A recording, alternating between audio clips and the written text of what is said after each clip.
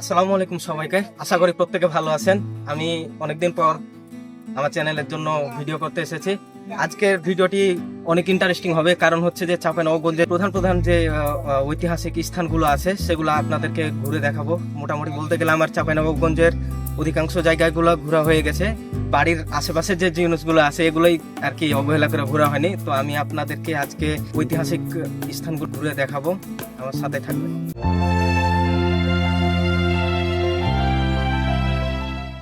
চাঁপাইনবাবগঞ্জের শিবগঞ্জ, যেখানে মাটির পরতে পরতে লুকিয়ে আছে শত বছরের পুরনো ইতিহাস। এখন দাঁড়িয়ে আছে এমন এক মসজিদের সামনে, যার নামের সাথে জড়িয়ে আছে এক রহস্যময় দিঘি আর রক্তক্ষয়ী লোকগাথা। স্বাগতম আপনাদের খনিয়া দিঘি মসজিদে।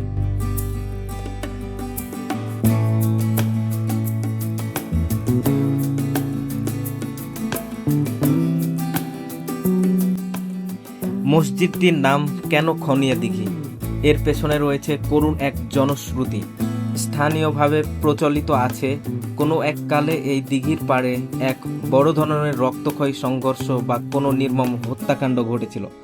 সেই থেকে এই দিঘির নাম হয় খনিয়া দিঘি, আর মসজিদটি পরিচিত পায় এই দিঘির নামে। যদিও ইতিহাসের পাতায় এর কোনো সুনির্দিষ্ট প্রমাণ পাওয়া যায় না, তবুও প্রজন্মের পর প্রজন্ম এই গল্পটি মানুষের মুখে মুখে বেঁচে আছে।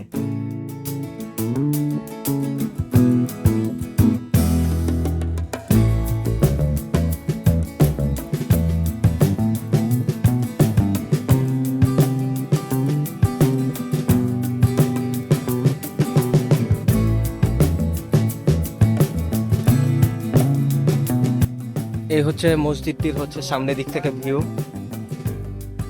এক সাইড থেকে যদি আমি দেখাতে যাই, বলা যায় যে মসজিদটি পুরোটাই আর কি পোড়া মাটির ফলকে খচিত আছে। প্রায় 400-500 বছর আগের বলা যায়, সুলতানি আমলের এগুলো নিদর্শন।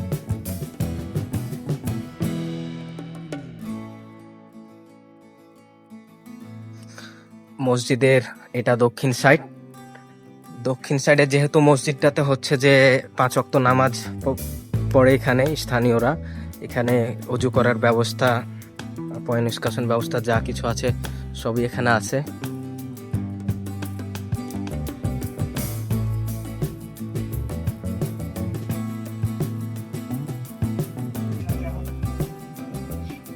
এটা মসজিদটি পশ্চিম সাইড বা পিছন দিক। এখানে আপনারা দেখতে পাচ্ছেন যারা ঘুরতে এসেছে তারা তাদের মুহূর্তটিকে ছবিতে সংরক্ষণ করে রাখছে। এই জায়গাটুকু যেটুকু যে সামনের দিকে এগিয়ে আছে আর কি, এটা মেহরাব আছে ভেতরে, এজন্য আর কি এই জায়গাটুকু সামনে এগিয়ে আছে। এটা মসজিদটির উত্তর দিকের আর কি ভিউ। বড় গম্বুজটি সামনের এদিক থেকে স্পষ্ট দেখা যাচ্ছে।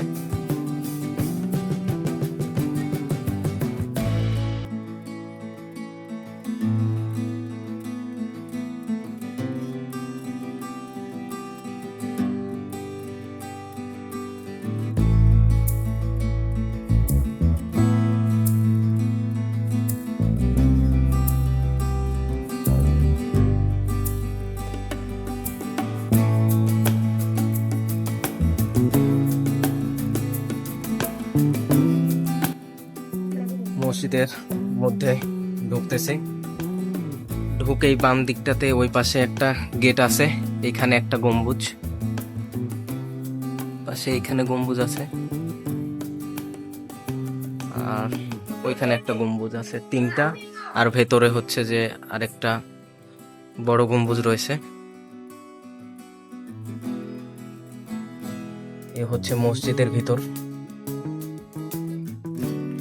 মজার বিষয় হলো এটি সমতল থেকে বেশ কিছুটা নিচে। এটি নাকি মাটির নিচে চাপা পড়ে গিয়েছিল। এক সময় অযত্নে পড়ে থাকলেও বর্তমানে মসজিদটি প্রত্নতত্ত্ব অধিদপ্তরের অধীনে সংরক্ষিত।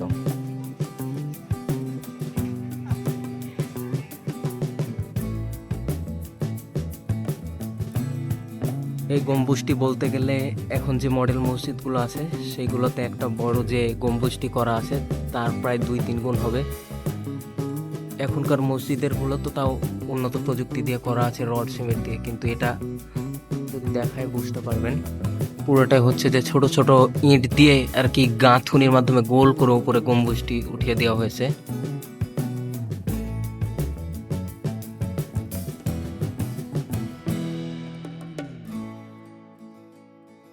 এটার যদি হচ্ছে যে পুরুত্ব সম্পর্কে আপনাদের ধারণা দিতে যাই, এই পুরাটাই দেখেন, এইখান দিয়ে হচ্ছে যে পুরাটা দেওয়াল, এটা মনে হচ্ছে দেওয়াল কিন্তু এটা দেওয়াল না।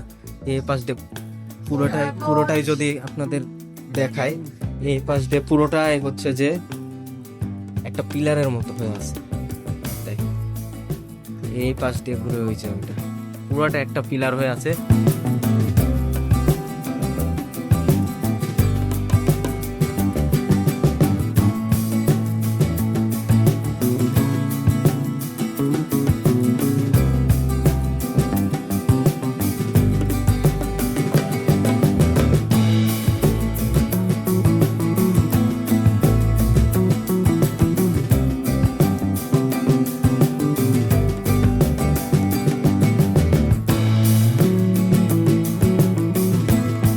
পোড়ামাটি ও কারুকার্যে খচিত এটার পুরুত্ব এতই মোটা যে চৈত্র বা বৈশাখ মাসে যে এত তাপের মধ্যেও এটাতে ঠান্ডা লাগে। এখন হচ্ছে যে আপনার চৈত্র মাসে এখন টেম্পারেচার যদি আমি আপনাদেরকে দেখাই আমার ফোনে, প্রায় 36 ডিগ্রি সেলসিয়াস তাপমাত্রা।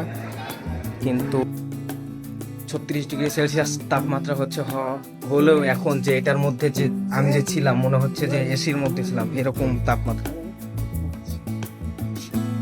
এটার ভিতরটা এত ঠান্ডা হওয়ার কারণ হচ্ছে এর দেওয়ালগুলো অনেক মোটা। আদৌ এটার ইতিহাস সম্পর্কে আপনি কতটুকু জানেন আর কি? আমরা শুনে যাওয়া সুলতান ইয়াসা বাদশা করেছে, কেউ বলছে 1000, 900, মানে সালে? হ্যাঁ 900,000 বাংলা সালে না ইংরেজি? ইংরেজি 1000 করে, কেউ 1000 বছর, কেউ 900 বছর, 500, 600, 700 বছর আগে। না বেশি বেশি 900 কম। আজকে তো হচ্ছে যে ঈদের দিন, যার কারণে এত আশেপাশে এত লোকজন আর কি আসছে। ঈদের দিন ছাড়াও সাধারণ এমনি দিনগুলোতে কিরকম মানুষজন আসে? মানুষ আসে না, তো এখানে আসে না? গোলাঘাটটা আছে। আপনার এখানে যে সামনে যে দিঘিটা আছে, এই দিঘির সাথে এটা সম্পর্কটা কি? ও এই দিঘিটা মনে করে আগে নাম হলো চানচিকিয়া। জি, ডাকনাম স্থানীয় নাম। আসলে আমরা রাজবীর বহুছি দেখে, বুঝলে ডাকলাম চানচিকিয়া। খানে দিঘি লিখে দিয়েছে, মানে বছর 3 হলো খনিয়া দিঘি। খানে দিঘি আগে কি ছিল? আগে ডাকলাম আমরা চানচিকিয়া, হ্যাঁ, আর রাজবীর মনে মধ্যে পড়তো। আচ্ছা, রাজবীর মসজিদ দেখে রাজবিবি। তাহলে বিবি কি কোনো মানে রানী টানি ছিল নাকি এরকম কিছু? হ্যাঁ, রাজার স্ত্রী। ও আচ্ছা, দান থেকে মসজিদ চলছে। ও এটা দিয়ে আপনারা চালিয়ে টালিয়ে? 12,000 টাকা মাস। জি, মানে হুজুরের বেতন, খাদেম টাদেম, আর আমরা তো মুয়াজ্জিন সবকিছু। জি, মাস চাইলে মানে এই যে টাকা মানুষজন দান করে সেটা থেকে আপনাদের হয় এখানে টাকা? জি, কি 30 মানে 100 টাকাতে? ও মুলবি থাকে, জি, আজুবাজু মেলে খরচা হতো। হ্যাঁ, প্রতি 100 টাকাতে তাহলে আপনাদের কত দেয় বললেন? 30 টাকা। ওদের তখন ওগুলা কাজ। মাস চাইলে হবে না, জি জি, 100 পাই, 200 পাই, 500 পাই। আপনি দাদু এখানে কতদিন থেকে আছেন? না 20-25 বছর এরকম তার হবে। আপনার কেমন লাগে এরকম একটা এত আগের মসজিদ দেখাশোনা করেন, কেমন লাগে আপনার? ভালোই লাগে। মসজিদটির এখানে হচ্ছে যে রাজবিবি, যে রাজবিবি যে নামটা বললো, তো রাজবিবির দিঘি নামে একটা সামনে দিঘি আছে, যেটি প্রায় 60 থেকে 70 বিঘা হবে এরকম।